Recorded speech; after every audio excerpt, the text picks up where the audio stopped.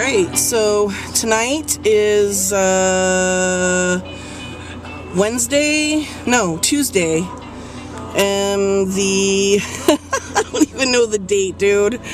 I don't know. It's before Easter. It's 3 weeks before Easter, and I've been very having migraines a lot lately, and I took some medication and it worked and I feel better. So while I have this time to go out and do this, while I don't have Christopher, I'm going to be doing my Easter drops, and I'm really excited to see. God has a very specific route for me tonight, and I'm excited to see what happens, because I have never worn one of these tiaras out in public. But tonight he said, hey, fly girl, go do your thing. So I'm going to go fly. So let's start.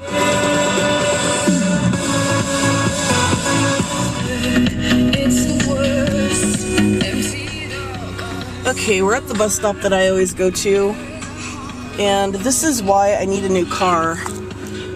It's gonna cost me a lot of money to get my front passenger side window fixed to where it works, and I don't have the money to pay to get it fixed. I'm gonna see if my dad can take a look at it, but I have to chuck, because what I do, this is what part of the whole deal is with Shutterfly and Ellen and all of that.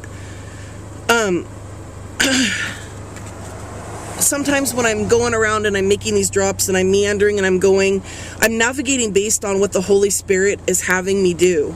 So it's not like I'm possessed per se, but in a lot of ways it really kind of is. I have to be in an alternate state to be able to feel where it is I'm supposed to go, to be able to be lucid enough to follow the pathways of what's going on the frickin' planet.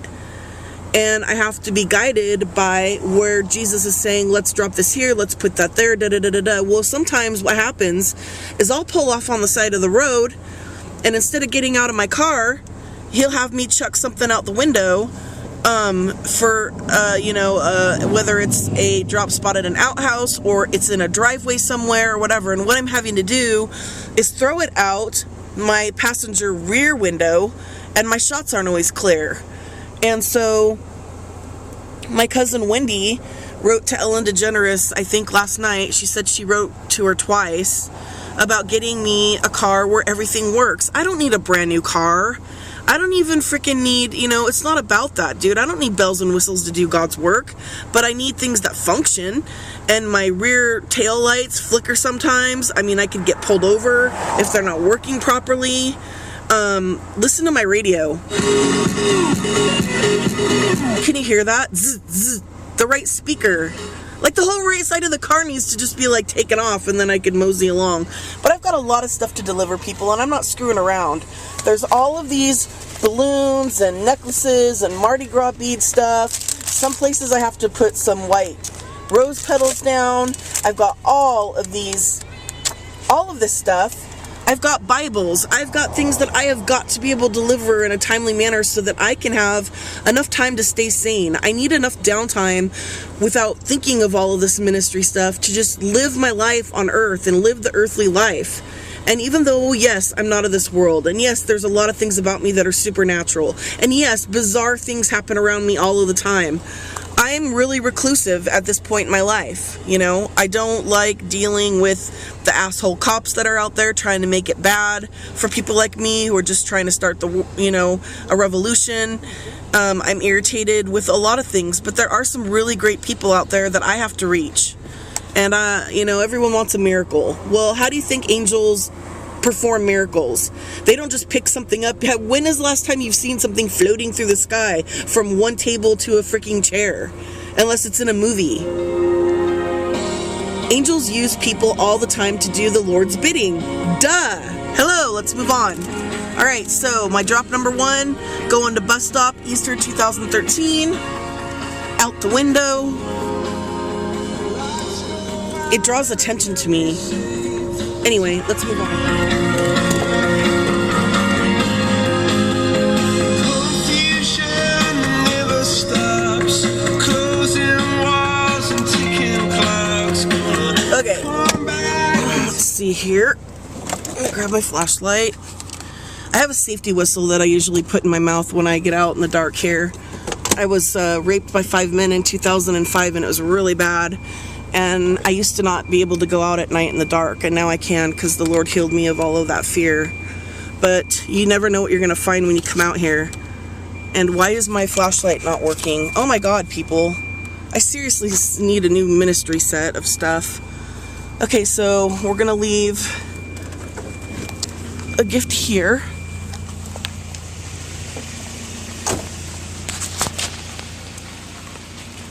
What's that over there? That's a branch. Okay. Let's see what we got here. Don't know what that is. Always knock. Okay. We've got, looking good. Anything in here I need? There's plenty of recyclables. Where are we gonna leave this? Right here. Okay. So some unsuspecting person who's waiting for a sign from God is gonna show up and find that tomorrow.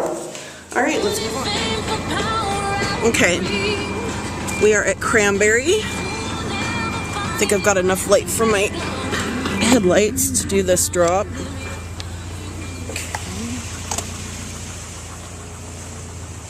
Come around here, see if anybody... Yep, there's a lot of garbage over there. Cranberry's a weird one, because... yes, inexplicable. Should have brought my flashlight. Okay. Put this here. Oh, look, what is this? This is...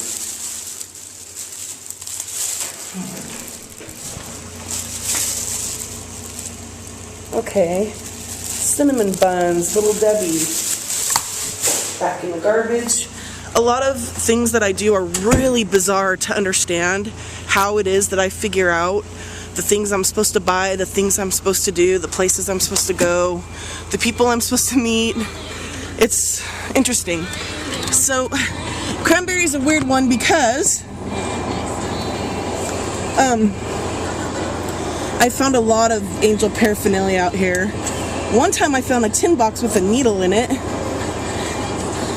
I usually wear industrial size gloves and things like that, but that was just sitting right on the top there. So I'm gonna get some cinnamon buns to do my next round of drops. And that, my friends, is angel activity. All right, let's move on. These are the sounds of someone taking their eyes off the road. Texting while driving is more than distracting. It's dangerous. Do us all a favor. When you're on the road, stay off the phone. Okay. When you're on the road, stay off the phone. But film all you want. Okay, so I had about probably 80 videos of me coming to Pioneer Market to the payphone.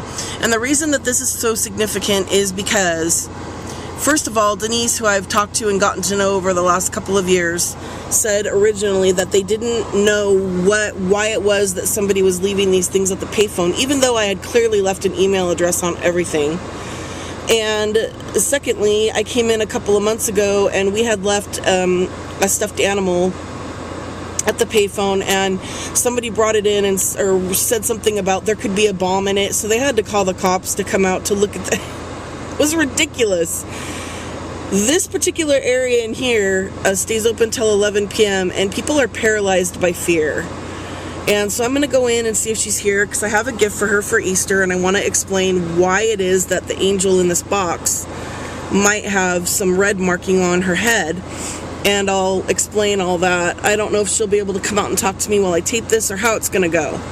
But I'm going to split this particular piece and roll it into the segment for tonight. This was the final destination for me to make it to deliver this gift. Now I can go down into Long Beach and do some things at new places that I haven't been to yet, and then come back up this way and call it a night. So we've been on the road for almost an hour, and I have an hour left to go. So we'll see what's up.